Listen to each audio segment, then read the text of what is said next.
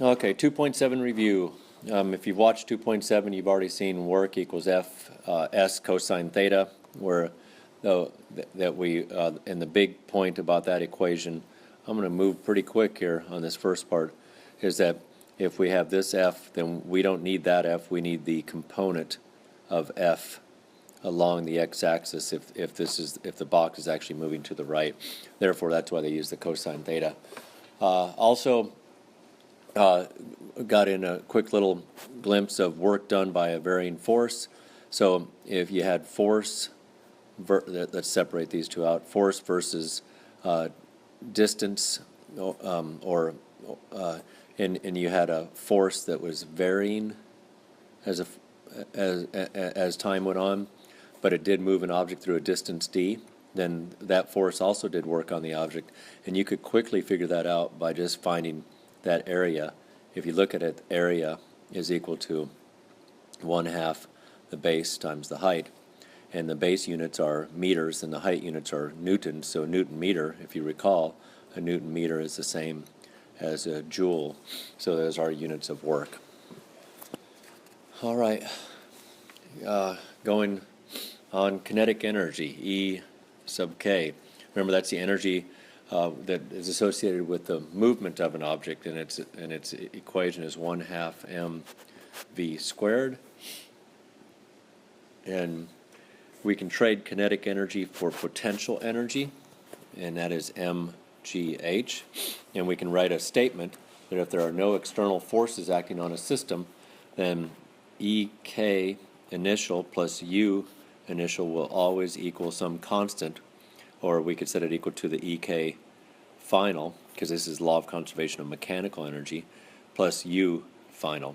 So in other words, that is the initial for that all the energy in a system will remain in that system, just in different forms. So if you had all kinetic energy at the initial, and then maybe it rolled up a hill. Here's a great case example, right up this way. So here you go, it rolls up a hill, and so here it is, the ball has velocity here, and we let that be our reference point where we're going to let u equal 0 right there. If the ball rolls up the hill, if it has enough velocity to roll up the hill, it could get up there and have potential and kinetic, or it could have just enough energy to get to the top, or it could have, if you just keep on going, it could not have enough kinetic energy to get to the top, so therefore get halfway up and it would turn around and roll back down. So law of conservation of mechanical energy, very good thing to know, and I think you guys are fully capable of understanding that. Work, if you recall, no work is done if a force is perpendicular to the displacement. I think I gave you enough points on that, so make sure you keep up with that. And so therefore, if a block is sliding over a frictionless surface, here's a great case. So if this is frictionless, the box is sliding to the right, and then if you think about it, the force normal, mg, those are the only two forces acting on it. At some point there was a force that caused it to get into motion, but now it's just sliding. So how much work does either one of these forces do on the system? None. The force normal is perpendicular as well as the gravitational force. Gravitational potential energy was mgh, right? And then we got to work, the work energy theorem, and that's where the work is equal to the change in ek, assuming there are no external forces. So if we have no external forces, and the work is equal to the change in kinetic energy. That's the work kinetic energy theorem, or relation, I guess you can call it, as your book calls it. Just looking at some simple things here. I don't know, just some simple, like I did with the pendulum in the back, but I'm not sure everybody really got the idea. So if here's a pendulum bob, that's what they call the little thing, and it's swinging through an arc like so. Down here at this point, there's a reference point where we're going to say, at that point, u equals 0. And we can set our reference point wherever we want it, but I think that's a good point to set it right there, because you don't want to deal with it. That way you know at the lowest point it's 0. Even though it may be above the floor down here, we still set it equal to 0 right there. How far is it up? What is that change in height? Because that actually is what controls this little change in height right here, is what tells you how much potential energy is in it. So if you were to say that this was 60 degrees that you pulled it out to, then, and then you said that the rope itself was, I'm going to use 10 meters in length. Well, it's a long piece of rope, but it's still doable. And if you pull it back, so you need to, then this would also be 10 meters, right? Because now that's the, that is the hypotenuse of this right triangle. So if we could get the projection of this right here onto the y-axis, then we could easily figure out the change in height, because when it's hanging down, it's 10 meters. So what is that projection? Well, I think that projection would be cosine of 60 times 10, which would be the projection onto the y. So that would be half. So that'd be 5 meters, right? 10 meters. I'm sorry, I use my units there.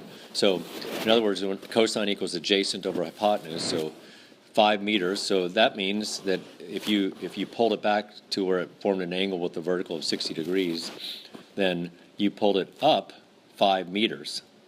And so therefore, the change in height in this case would equal 10, don't know where that came, 10 meters minus cosine 60 times 10, which is 5 meters, which would end up being 5 meters. So I use easy numbers there to try to get that. So delta H, so this is actually delta H right there. And so if you were going to, so if you wanted to say, oh, how fast is it going as it swings through the bottom? Well, you could then therefore say that mgh initial plus 1/2 mv final, I'm sorry, not final, mv initial squared equals mgh final, ooh, don't know, make that a little smaller, plus 1/2 mv final squared. Since we set the u equal to 0 right along the bottom here, then when you pull it back, it has only potential, and then you're holding on to it, so therefore kinetic energy is 0 at the initial onset. And then when you let it go, and as it swings through the very bottom, then we're saying that that line, that reference point line, the u is 0 there, so that goes away. So you end up having a nice equation here, and then the masses cancel out, and you can easily solve for the mass. The only tough part could be to find that change in h, which I just put a square around, which could be just a little bit of simple geometry. We talked about how when energy is conserved, then the path then it is path independent. So it doesn't. So if you get down from if a ball were to take these 3 different paths,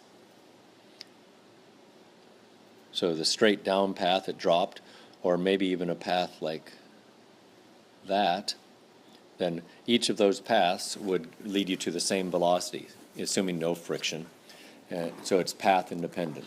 So to put it in another perspective, you could even think about planetary movement. So if you moved a body from, let's say, I'm going to use a small inset here, so we'll separate this. So here's a planet or a satellite, for instance. If you moved it back further, then you're doing work, and it wouldn't matter how you got there, if you went in a long spiral or if you just went straight back, if you can conceivably do that. Do you see what I'm talking about? It's just, in other words, you moved it against gravity, and so you're having to do work, but it doesn't matter how you get there. It'll be the same amount of work.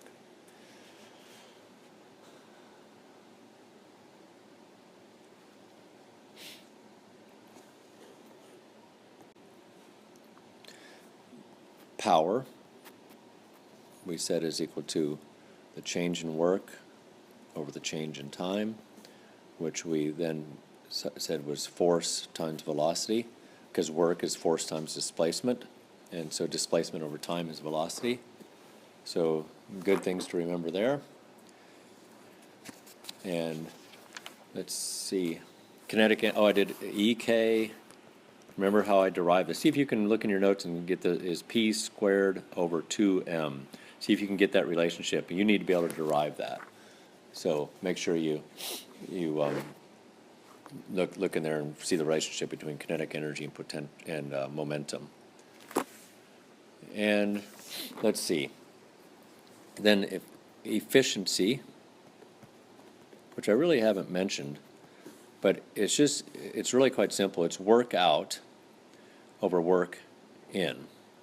And then if you want to get it into percent, then you go ahead and multiply it by 100. So here, just think about it this way. You can never get more work out than you put in. You can never get equal to the amount of work out that you put in. If you did that, then that means that there'd be no friction in that system, in that inclined plane, like a ramp or any type of machine. There's always going to be friction because there's always parts rubbing against each other. And so you're going to, or if it's a machine moving through the wind, there's drag force on it, and rolling resistance, and all kinds of little aspects that we don't take into account every day when we do these ideal systems. So the work out will never be equal to the work in. So therefore, you can talk about the efficiency of a machine. So let's just put it in perspective. So you could say you put 100 joules in, so that's work in, and 100 joules, and E is equal to 100 joules, and you get 80 joules out. So how efficient is that machine? So notice that the joules cancel, and then you would have, if you take that, you get 0.8, and so it's an 80% efficient machine, which would be really nice if you could actually have that. Actually, a bicycle is around 95% efficient. The amount of work you put into stomping on those pedals, well, I don't know if you really want to stomp on them, but if the pushing those pedals is about 95% of the work you put in actually drives you forward and keeps you moving forward. Sometimes they might talk to you about, if you think about another way of looking at efficiency, it could be power out over power in. And if you're talking about the same event, so that means that the time is the same, so you'd end up having joules per second over joules per second in, and the time would cancel out and the joules would cancel out, and you'd have the same thing. You'd have a record of efficiency. If you want to get so this is how efficient something is. What would happen if I took this same little bit of math right here and I said, well, how inefficient is it? You could actually just say that you lose 20%, and an easy way to do that would be 1 minus, so I'm just looking at inefficiency here, 1 minus work out over work in, because 100 would be how perfectly efficient. So then you'd have 1 minus 0.8 or 20 or 0.2, and so that means that if you multiply that by 100, you get 20% of your energy was lost. So you get what I'm saying there? You can easily ask me tomorrow in class. That's not a problem. So efficiency, how efficient something is, that's this circled equation in the center of your page.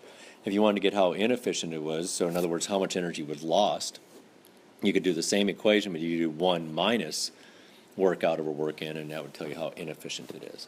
And that was pretty much the basics of this chapter. So I'm going to stop that, and that'll just review it for you, and hopefully that with the first one, along with just working problems in class, you're doing okay.